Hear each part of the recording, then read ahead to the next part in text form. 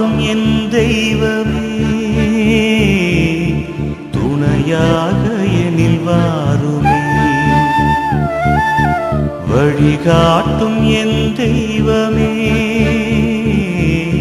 துணையாக எனில் வாருமே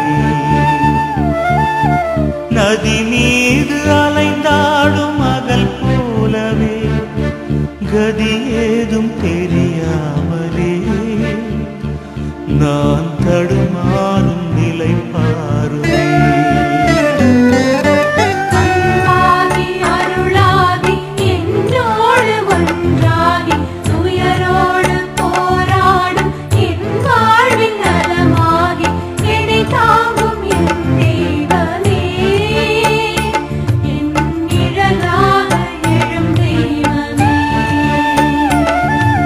வழிகாட்டும் என் தெய்வமே துணையாக எனில் வாருமே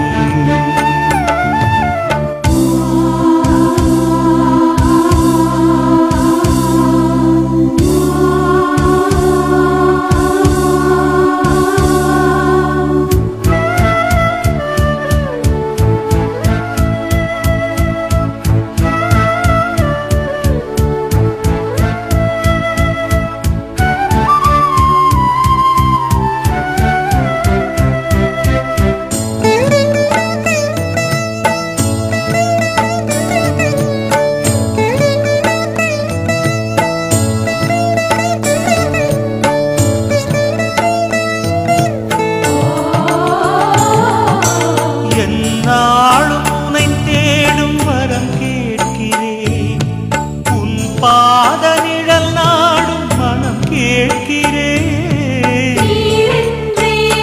மண்ணில் வளமில்லையே நிலமின்றி உயிர் வாழில்லையே என் நாளும் உன்னை தேடும் வரம் கேட்கிறேன் உன் பாத நிழல் நாடும் மனம் கேட்கிறேன் என்னை காக்கும் என் தெய்வமே என் உயிராக எழும் தெய்வமே நிலவெங்கும் ஒளிந்தாலும் விழி மூடி பயனேதும் துயர் மூடும் மனமுந்தன் அருள் காணும் வகையேதும் மலராக கை மீது வா இங்கு புலனாகும் திரையாகவா வழிகாட்டும் என் தெய்வமே துணையாக எனில் வாருமே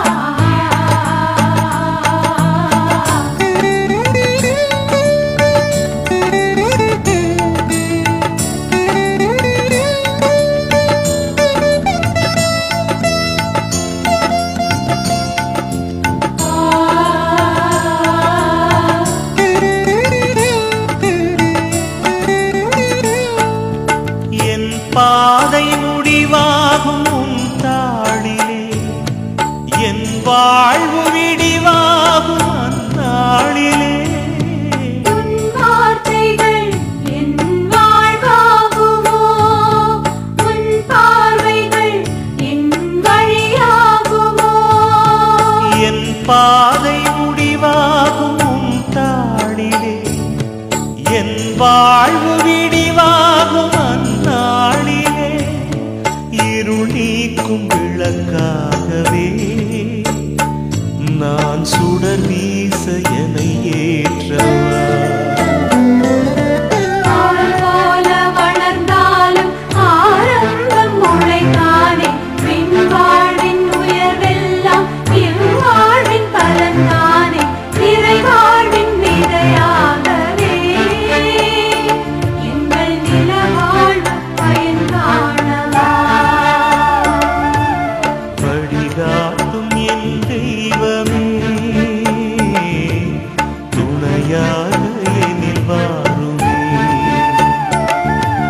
வழிகாட்டும் என் தெய்வமே, துணையாக எதில் வாருமே.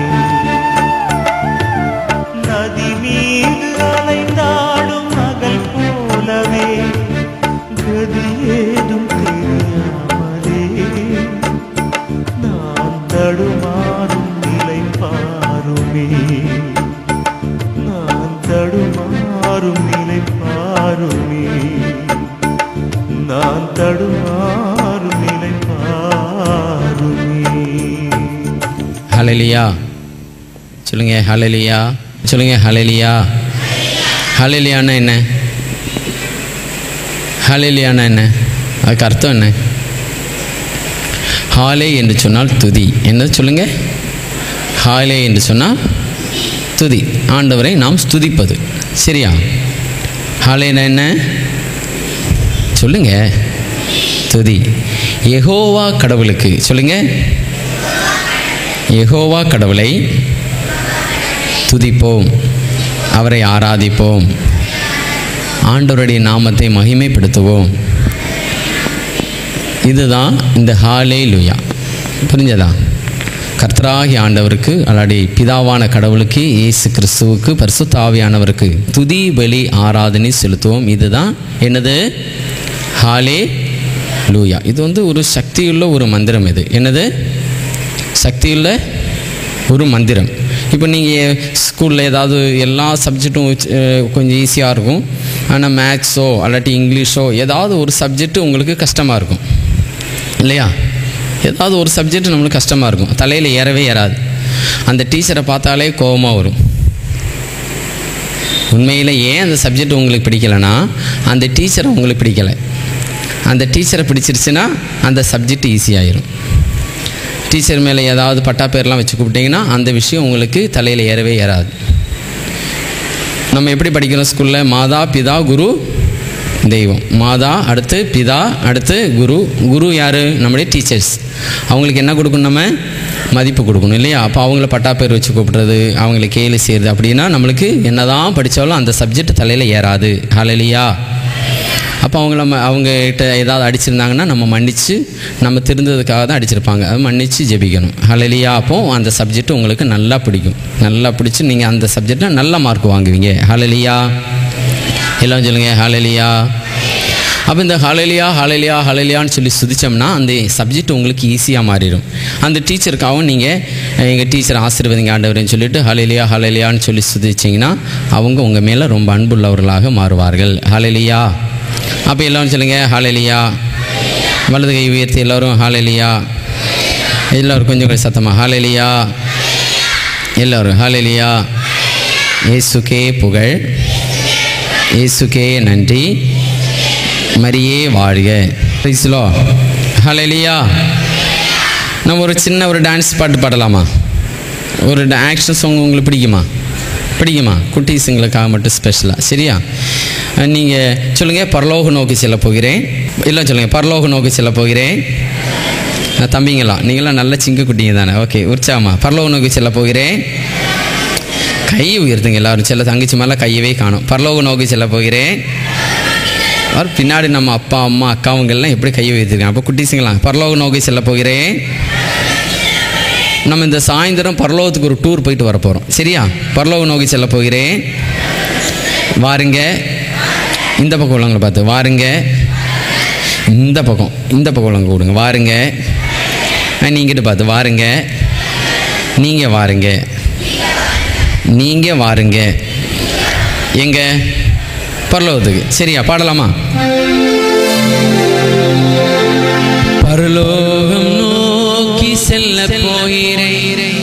வாருங்க வாருங்க நீங்க வாருங்க. படும் படும். பரலோகம் நோக்கி செல்ல போகிறேன். வாருங்க வாருங்க வாருங்க வாருங்க நீங்க வாருங்க.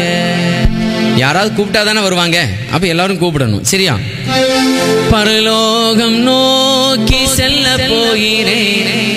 வாருங்க வாருங்க நீங்க வாருங்க. படும் படும். பரலோகம் நோக்கி செல்ல போகிறேன். வாருங்க வாருங்க நீங்க வாருங்க. எக்காலம் ஊதி செல்ல போகிறேன். சொல்லுங்க. இது எப்படி வாய்கிட்ட புல்லாங்குழல் மாதிரி வச்சுக்கணும், நாதோசரம் மாதிரி. எக்காலம் ஊதி செல்ல போகிறேன். வாருங்க. 2 கை வச்சு நல்லா கூடணும். வாருங்க, கூப்பிடுப்பா. வாருங்க, வாருங்க, நீங்க வாருங்க. எக்காலம் ஊதி செல்ல போகிறேன். எல்லோரும் எல்லோரும். எக்காலம் ஊதி செல்ல போகிறேன். வாருங்க, வாருங்க, நீங்க வாருங்க. எக்காலம் ஊதி செல்ல போகிறேன். வாருங்க, வாருங்க. இந்த 2 வரி பாடிட்டு உட்காரலாமா? அடுத்த செய்திகளா போய் சீக்கிரம் எழுந்திருப்போம் எல்லாரும் உற்சாகமாக. ஹல்லேலூயா.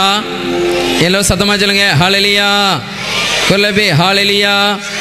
மரியே வாழ்க, இயேசுவே ஆண்டவர். மரியே வாழ்க. ஹல்லேலூயா. கையில தட்டி, கையில தட்டி.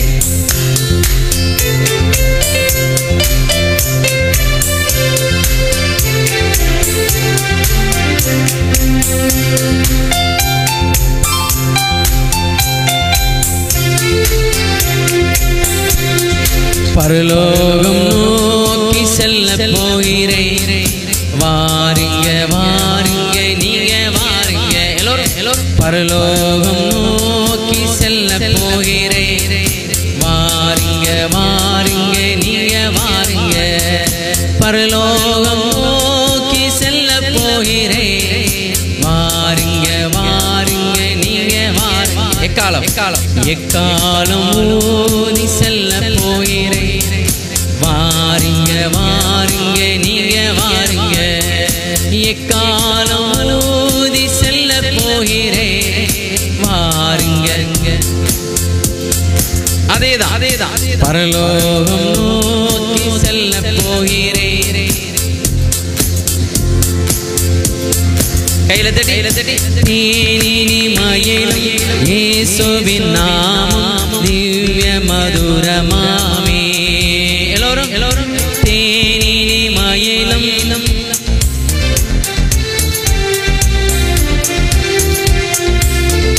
அதை தேடிய நாடி ஓடிய வருவாய் தினம் நீ மனமே. தேனினி மயிலும் இயேசுவின் நாமம் திவ்ய மதுரமாமே. ஓ பரிசுத்த ஆவியே, என் ஆன்மாவின் ஆன்மாவே, உம்மை ஆராதனை செய்கின்றோ. இறைவா ஆராதனை செய்கின்றோ. எல்லோரும் எல்லோரும். ஓ பரிசுத்த ஆவியே, என் ஆன்மாவின் ஆன்மாவே, உம்மை ஆராதனை செய்கின்றோ. இறைவா ஆராதனை செய்கின்றோ. இறைவா ஆராதனை செய்கின்றோ. கரங்களை கூப்பி அருள் நிறைந்த மரியே வாழ்க. கர்த்தருமுடனே பெண்களுக்குள் ஆசீர்வதிக்கப்பட்டவர் நீரே. உம்முடைய திருவயிற்றிங்கனியாக இயேசுவும் ஆசீர்வதிக்கப்பட்டவரே.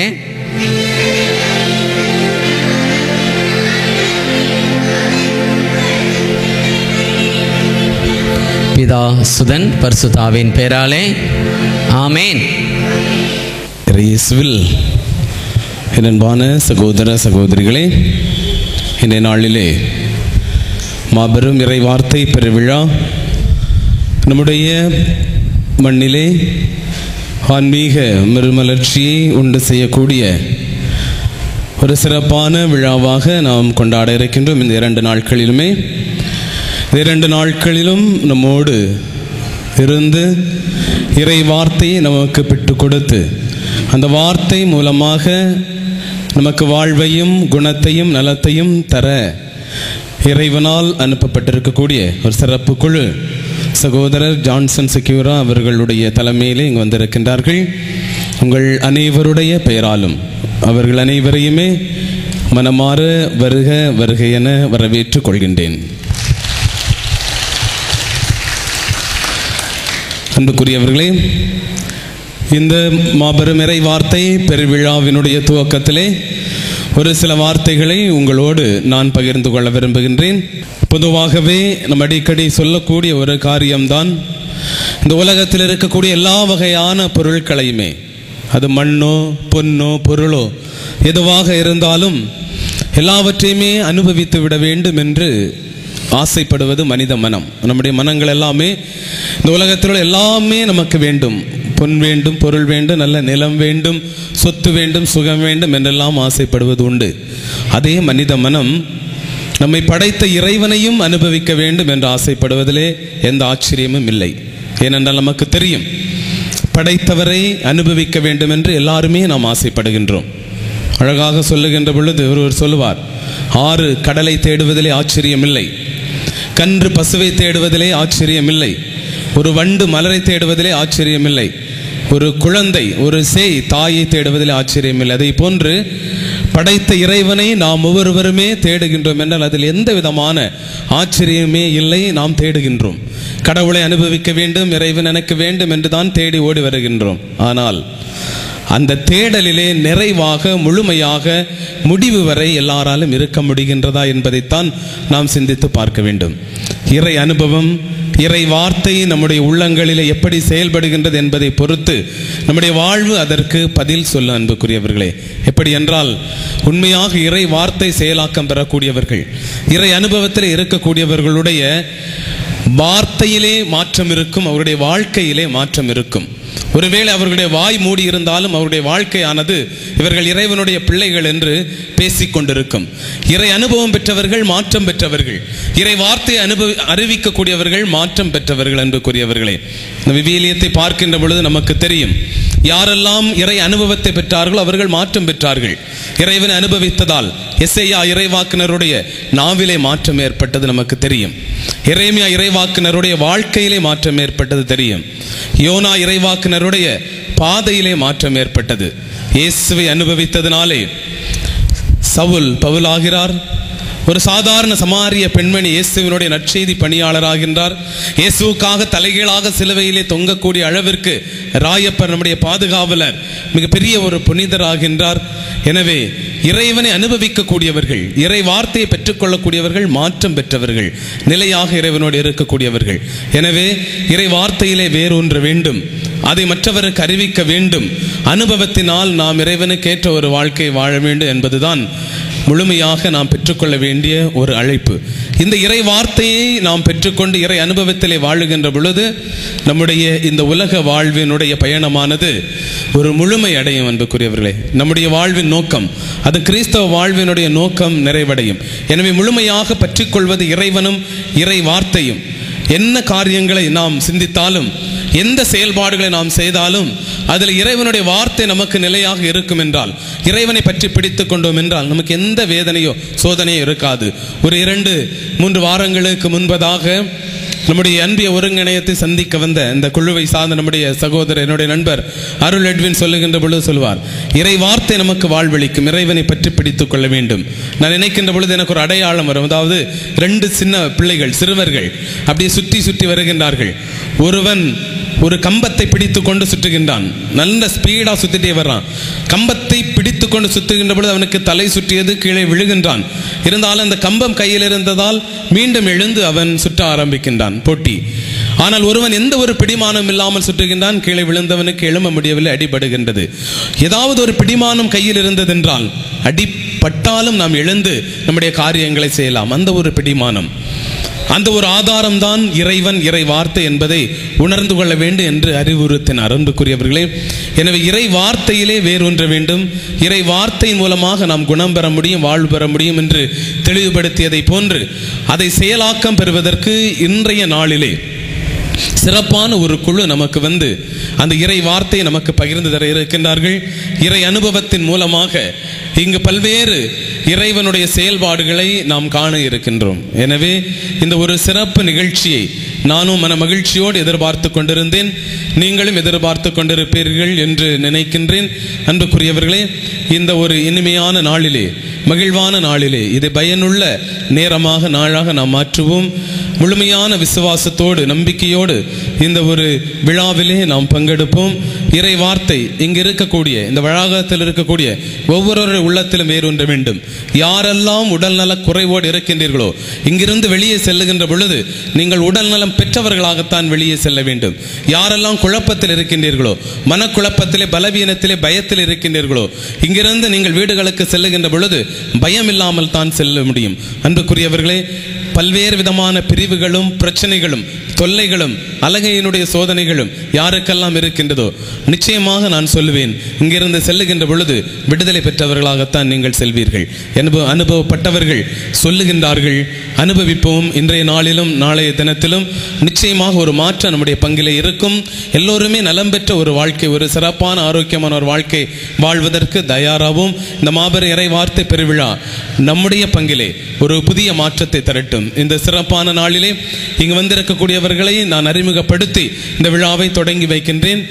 ஏற்கனவே நான் உங்களுக்கு அறிமுகப்படுத்தியது போன்று இங்கு அமர்ந்திருக்கக்கூடிய சகோதரர் ஜான்சன் செக்யூர் அவர்கள் பெங்களூரை சார்ந்தவர்கள்.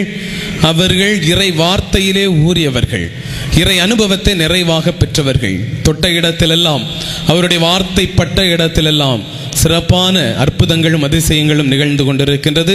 இன்று நம்முடைய மண்ணிலே நிகழ இருக்கின்றது. எனவே சகோதரர் அவர்களை பற்றி நிறைய காரியங்கள் அவர் சொல்ல வேண்டாம் என்று கூறியிருந்தார். எனவே சுருக்கமாக அவருடைய இறை அனுபவத்தை மட்டும் நான் சொல்லுகின்றேன். சிறப்பாக பல்வேறு இடங்களிலே அவருடைய அந்த பணி, நற்செய்தி பணி, இறை வார்த்தை பணி நடந்து கொண்டிருக்கின்றது.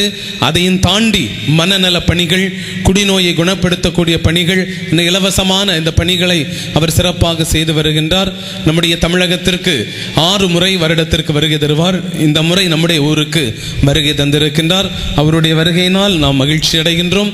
அவருடைய வருகை நம்முடைய சமூகத்திலே ஒரு மாற்றத்தை தரட்டும், நல்ல ஒரு நல வாழ்வை நம்மிலே உருவாக்கட்டும். எனவே சகோதரர் அவர்களை உங்கள் அனைவருடைய சார்பாகவும் நெஞ்சார்ந்த ஒரு வாழ்த்துக்களை கூறி வருக வருக என வரவேற்றுக் கொள்வோம். அன்புக்குரியவர்களையும் இந்த மேடையிலே அமர்ந்திருக்கக்கூடியவர்கள் நம்முடைய நாகர்கோவிலை சார்ந்த திருமதி ராஜம் அவர்கள். எனக்கு ஏற்கனவே அறிமுகம் உண்டு. அவர்களோடு சிறப்பாக இறைவனுடைய அனுபவத்திலே ஊறியவர்கள். பல்வேறு விதமான உதவிகளுக்கு நான் என்னுடைய பழைய பங்கில் இருந்த பொழுது செல்லுகின்ற பொழுது மனம் தளராது உதவி செய்தவர்கள். அவர்கள் குடும்பத்தினரோடு வந்திருக்கின்றார்கள். இங்கு மேடையிலே அமர்ந்திருப்பதனுடைய நோக்கம், நம்முடைய சகோதரர் அவர்கள் ஆங்கிலத்திலே தான் இன்றைய நிகழ்ச்சிகளை நமக்கு வழங்குவார்கள். அதை மொழிபெயர்த்து தமிழிலே வழங்கக்கூடியவர்கள் திருமதி ராஜம் அவர்கள். சிறப்பான இறை அனுபவத்தை பெற்றவர்கள். அவர்களும் முழுமையான இறை அனுபவத்தோடு இறை வார்த்தை நமக்கு தெளிவாக கொடுக்க இருக்கின்றார்கள். சகோதரி அவர்களையும் உங்கள் அனைவருடைய சார்பாக வருக வருக என வரவேற்றுக் கொள்கின்றேன். இவர்களையும் இதற்கு முன்பதாக நம்முடைய காரங்காட்டிலே இந்த நிகழ்ச்சி நடைபெற்றது, ராஜாவூரிலே நடைபெற்றது.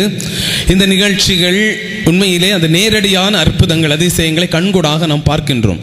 அது ஒளிப்பேழையாக படைக்கப்பட்டு மற்ற பங்குகளுக்கு கொடுக்கப்படுகின்றது. நம்முடைய அன்பி ஒருங்கிணையத்திலையும் நாம் அதை போடுவதற்கு தயாராக வைத்திருந்தோம். அந்த CD என்னிடம் இருக்கின்றது, தேவைப்பட்டவர்கள் வாங்கிக் கொள்ளலாம். இன்றும் நாளையும் நம்முடைய ஊரில் நடைபெறக்கூடிய இந்த நிகழ்ச்சிகளும் இங்கு நடக்கக்கூடிய அதிசயங்கள், அற்புதங்கள் எல்லாமே இங்கு ஒளிப்பேழையிலே வீடியோவிலே பதிவு செய்யப்படும். அதை எடுக்க வந்திருக்கக்கூடிய சகோதரர்களையும் மனமகிழ்ச்சியோடு வரவேற்றுக் கொள்கின்றேன். இன்னும் இன்றைய நாளிலே நம்முடைய பங்கிலே இந்த நிகழ்ச்சி நடைபெறுவதற்கு நல்ல ஊக்கத்தோடு செயல்பட்டு கொண்டிருக்கக்கூடிய நம்முடைய பங்கு பேரவை, அதனுடைய நிர்வாகிகள் மட்டுமல்லாது இன்னும் ஆர்வத்தோடு செயல்படக்கூடிய நம்முடைய இளம் உள்ளங்கள், பீடச் சிறுவர்கள் எல்லாருமே இந்த நிகழ்ச்சிக்காக ஏற்பாடு செய்தார்கள்.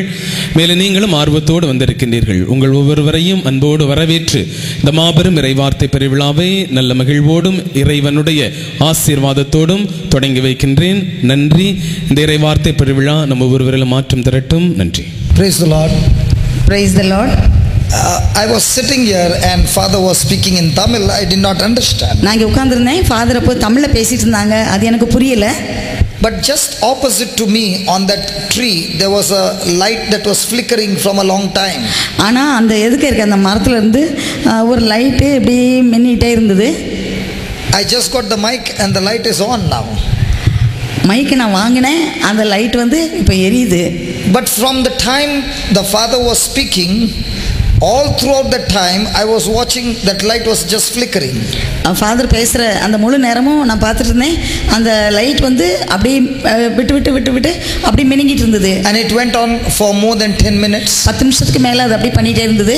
But now you see the light is getting brighter and brighter. ஆனால் இப்போ நீங்கள் பாருங்கள், அந்த லைட் வந்து நல்லா பிரைட் ஆகிட்டே இருக்கு.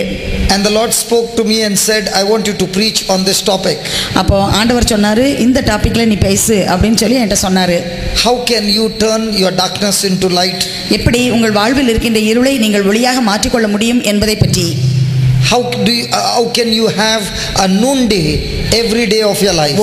உங்கள் வாழ்க்கையிலே ஒவ்வொரு நாளும் நண்பகல் போல ஒளியாக எப்படி உங்கள் வாழ்க்கை மாற முடியும் என்பதை பற்றி பேசு என்று ஆண்டவர் என்னோடு பேசினார். I don't know whether you noticed this when Father was speaking to you. நீங்க இத பாத்தீங்களோ என்னவோ எனக்கு தெரியாது. ஃபாதர் பேசும்போது the light that is above me was also flickering. இங்க இருந்து எங்க தலைக்கு மேல ஒரு லைட் இருந்தது. அந்த லைட்டும் இதே மாதிரி மின்னிக்கிட்டே இருந்துச்சு. For 10 minutes it was just flickering. 10 நிமிஷமா அந்த லைட்டை பார்த்தோம். அது ரொம்ப இப்படி சின்னதா மின்னிக்கிட்டே இருந்தது. And during those 10 minutes you will feel like this light is useless. வாழ்க்கையில ஒவ்வொரு முறையும் நீங்க இப்படி யோசிப்பீங்க, இந்த வாழ்க்கை என்ன பிரயோஜனம் இதுல அப்படின்னு. But now you can see the bright light. ஆனா இப்போ நீங்க இந்த லைட் வந்து நல்ல பிரைட்டா வெளிச்சமா இருக்கிறத நீங்க பாக்குறீங்க. The very nature of this light is like this. இந்த லைட்டோட அதனுடைய இயல்பு இப்படித்தான் இருக்கின்றது. The tube light, when you put it on, it will flicker for a few seconds and it will come on. Tube லைட்டை ஆன் பண்ணும்போது முதல்ல அது வராது, லேசா இப்படி செஞ்சுட்டு அப்புறம் அது பிரைட்டா எரியும். The other light that is vertical hanging on the top, you switch on the light, no flickering, just the light. ஒரு ஸ்டிக் மாதிரி இருக்க லைட் இப்படி இருக்கும், அதை ஆன் பண்ணதும் அது வந்து ஒன்றும் மினுங்காது, உடனே பளிச்சுன்னு உடனே வந்துடும் light. But the big one, அந்த பெரிய லைட் for 10 minutes. அது வந்து 10 நிமிஷத்துக்கு இப்படி பண்ணிட்டு இருந்தது. The same it is with our life. நம்முடைய வாழ்க்கையிலும் இதே மாதிரி தான். All of us who are sitting here have got different issues in our life. நம்ம இங்க உட்கார்ந்திருக்க நம்ம ஒவ்வொருவருக்கும் வாழ்க்கையில பலவிதமான பிரச்சனைகள் உண்டு. Different problems in our life. ஒவ்வொருவருக்கும் வித்தியாசமான பிரச்சனைகள் உண்டு. And our life is full of darkness. நம்முடைய வாழ்க்கை முழுவதுமாக இருளானதாக கூட இருக்கின்றது. But you always want light in your life. நீங்கள் எப்போதும் என்னுடைய வாழ்க்கை ஒளிமயமானதாக இருக்க வேண்டும் என்று விரும்புகிறீர்கள். Might be you are coming to church every day. நீங்க தினமும் கோயிலுக்கு வரவங்களா இருக்கலாம். Might be you are praying every day. நீங்க தினமும் ஜெபிக்கிறவங்களா இருக்கலாம். But yet you find that your life is full of problems and problems don't seem to get solved. ஆனாலும் நீங்க பாக்குறீங்க வாழ்க்கையில பிரச்சனையா இருக்கு, அந்த பிரச்சனைகள் எல்லாம் தீர்ந்த பாடில்ல, இதை நீங்க உணர்றீங்க. And you begin to wonder, has God abandoned me? அப்போ நீங்க இப்படி ஆச்சரியமா கூட நீங்க நினைக்கிறீங்க, ஐயோ ஆண்டவர் என்ன மறந்துட்டாரா, கைவிட்டாரா அப்படின்னு. So let us look at God's law in our life. நாம இப்ப பாப்போம் ஆண்டவருடைய அன்பு நம் வாழ்க்கையில் எப்படி இருக்கின்றது என்று. Open your Bibles to Proverbs chapter 18 verse 21. நீதிமொழிகள் 18வது அதிகாரம் 21வது வசனத்தை நாம் எடுத்துக்கொள்வோம். Open your Bible to Proverbs chapter 18 verse 21. நீதிமொழிகள் 18:21 நாம் எடுத்துக்கொள்வோம். What does it say? 18:21 என்ன சொல்கின்றது? Come on, read it with your own words. வாசிக்க முடிஞ்சுனா நீங்க அந்த வெளிச்சம் தெரிஞ்சா நீங்க வாசிங்க. Open your Bible and read it. பைபிளை திறந்து வாசிங்க. Everybody can read it. Come on. எல்லாரும் வாசிக்கலாம். Everybody read it. எல்லாரும் வாசிங்க.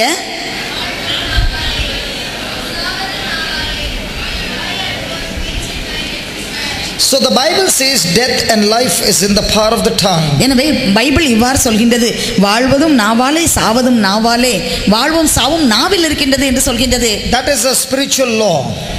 அதுதான் ஒரு ஆவிக்குரிய ஒரு சட்டம். The words that you speak will decide your future. நீங்கள் எந்த வார்த்தையை பேசுகின்றீர்களோ அதுதான் உங்களுடைய எதிர்காலத்தை தீர்மானிக்கும். Hallelujah. Hallelujah. Hallelujah. Hallelujah. So every time a person is thinking, imagining, getting worried and speaking his problem, he is already speaking darkness into his own life. ஒவ்வொரு முறையும் ஒருவர் தன்னுடைய பிரச்சனையை பற்றியும் தன்னுடைய வாழ்க்கையிலே சந்திக்கின்ற பல காரியங்களை குறித்தும் எப்போதும் தன்னுடைய சிந்தனையில் அதை வைத்துக்கொண்டு அதை தன்னுடைய வாயாலே நாவாலே அதை எப்போதும் பேசிக்கொண்டே இருப்பார் என்றால் அவர் தன்னுடைய வாழ்வில் இருளை பேசிக்கொண்டிருக்கின்றார். A person who is all the time thinking about his sickness and speaking about his sickness is speaking death into his own life. ஒருவர் எப்போதும் தன்னுடைய நோயை பற்றி நினைத்துக்கொண்டு அந்த நோயை பற்றியே எப்போதும் பேசிக்கொண்டே இருப்பார் என்றால் அவர் வாழ்வை அல்ல சாவைத்தான் பேசுகின்றார். Hallelujah. Hallelujah. So many of us are living a defeated life, or a life where there is no solution, or the life where there is always destruction in a life. It is because we believe and we confess the negative words coming out of our mouth. நாம் அநேக நேரங்களிலே தோல்வி தழுவிய ஒரு வாழ்க்கையை நாம் வாழ்ந்து கொண்டிருக்கின்றோம். இருளான ஒரு வாழ்க்கையை நாம் வாழ்ந்து கொண்டிருக்கின்றோம். ஏனென்றால் நம்முடைய பிரச்சனைகளை பற்றியே நாம் யோசித்து அதை பற்றியே நாம் பேசிக் கொண்டிருக்கும் போது அதற்கு எந்தவித தீர்வும் இல்லை என்ற ஒரு மனநிலையிலே எதிர்மறையான வார்த்தைகளை நாம் பேசி அவ்வாறு அழிவுக்குள் நம் வாழ்க்கை சென்று கொண்டிருக்கின்றது. Now this power of death and life in the power of the tongue is given to man because man is created in the likeness and image of God. வாழ்வும் சாவும் நாவிலே இருக்கின்றது என்ற ஒரு சட்டம் கொடுக்கப்பட்டிருக்கின்றது. ஏனென்றால் மனிதன் கடவுளுடைய சாயலிலும் பாவனையிலும் அவன் உருவாக்கப்பட்டிருக்கின்றான். God released or activated his faith when he said, let there be light. ஆண்டவர் ஒளி உண்டாகுக என்று சொன்னபோது அவர் நம்பிக்கையை செயலூக்கம் செய்தார், செயல்பட தூண்டினார். Surely he saw darkness with his eyes.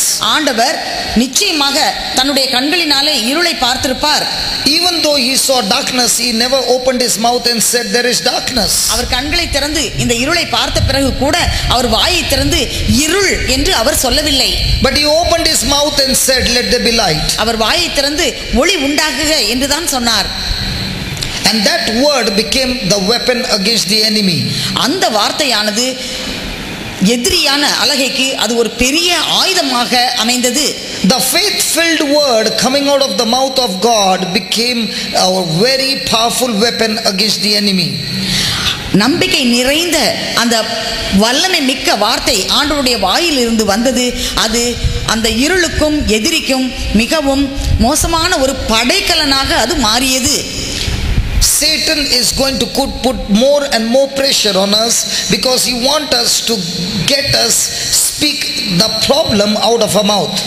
சாத்தான் நம்முடைய வாழ்க்கையிலே நமக்கு மிகவும் அதிகமான அமுக்கங்களை கொடுப்பான். ஏனென்றால் நாம் எப்போதும் எதிர்மறையான காரியங்களையும் பிரச்சனைகளையும் பேச வேண்டும் என்று நம்மை அவன் தூண்டுவான். That is why again and again and again you find so much of pressure coming on you, because he wants you to open your mouth and speak about your problem so that he can defeat you. அதனால் தான் நம்முடைய வாழ்க்கையிலே நமக்கு மிகுந்த அமுக்கங்கள் ஏற்படுகின்றது. மேலும் அந்த பிரச்சனையை பற்றி திரும்ப திரும்ப பேசும்போது அதை பேசுவதற்கு சாத்தான் தூண்டுகின்றான். அவ்வாறு நாம் பேசும்போது வாயை திறந்து அதை நாம் பேசும்போது நம்மை சாத்தான் தோல்வியுறச் செய்ய முடியும். So today God wants to tell you that death and life is in the power of your tongue. இன்று ஆண்டவர் நம்மை புரிந்து கொள்ளும்படியாக கேட்கின்றார். வாழ்வும் சாவும் நம்முடைய நாவிலே தான் இருக்கின்றது என்பதை. You can use the word of God against the enemy and defeat him in every battle of your life. உங்களுடைய வாழ்க்கையிலுடைய போராட்டத்தில் நீங்கள் ஆண்டவருடைய வார்த்தையை பேசி எதிரியான சாத்தானை எல்லா சூழ்நிலைகளிலும் நீங்கள்